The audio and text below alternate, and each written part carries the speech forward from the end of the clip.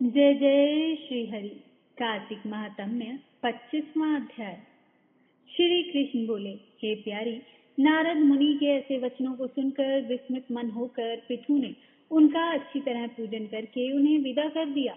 अब तुमने जान लिया कि माघ, कार्तिक और एकादशी ये तीनों व्रत मुझको क्यों बहुत प्यारे हैं। वनस्पतियों में तुलसी, महीनों में कार्तिक, तिथियों में एकादशी और क्षेत्रों में द्वारिका मुझे अति प्यारी है। जितेंद्रिय होकर जो इनका सेवन करेगा वह हमको इतना प्रिय होगा जितना यज्ञादिकों के करने वाला नहीं होता। इन तीनों का सेवन करने वाले मनुष्य को संसार की विपत्तियों से भय नहीं करना चाहिए। मेरे अनुग्रह से उनके जीवन सुख से बीतते हैं। सत्यभामा बोली, हे नाथ, आपने जो कहा कि दूसरों के दिए हुए आधे पुण्य से कलह तर गई, ये आश्चर्य है।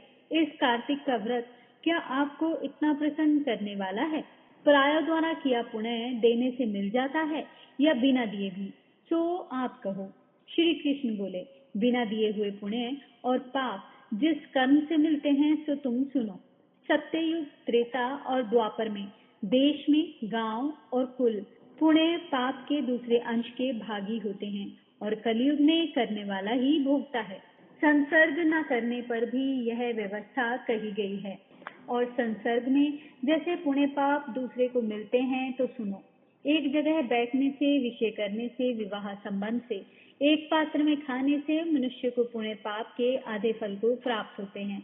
पढ़ाने से, यज्ञ करवाने से, एक पंक्ति में भोजन कराने से मनुष्य प्रोक्ष में पाप और पुण्य के चौथाई फल को प्राप्त होता है। देखने और ध्यान से मनुष्य दूसरे के लिए पुण्य और पाप के 100वें भाग को पाते हैं। दूसरे की निंदा और चुगली व धिक्कार देने से उसके पापों का ग्रहण करके अपने पुण्य देता है।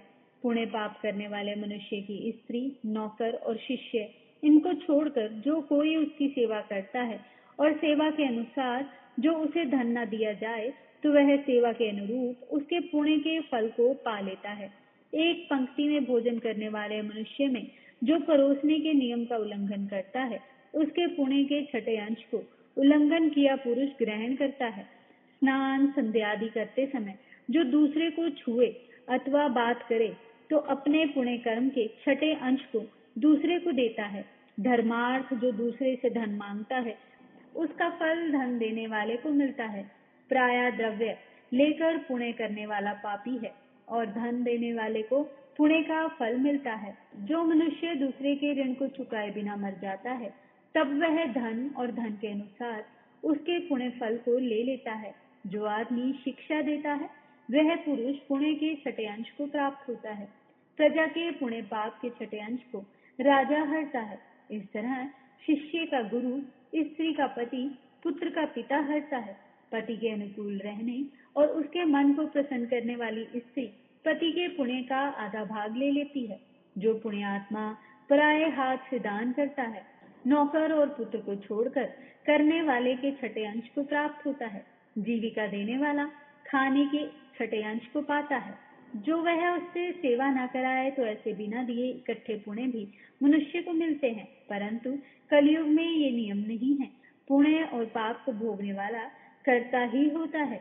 इसमें एक पुराना इतिहास बड़ा पवित्र उग्र बुद्धि को देने वाला है, उसे सुनो। अगला अध्याय सुनने के लिए हमारे चैनल के साथ जुड़े रहें। जय जय श्री हरि।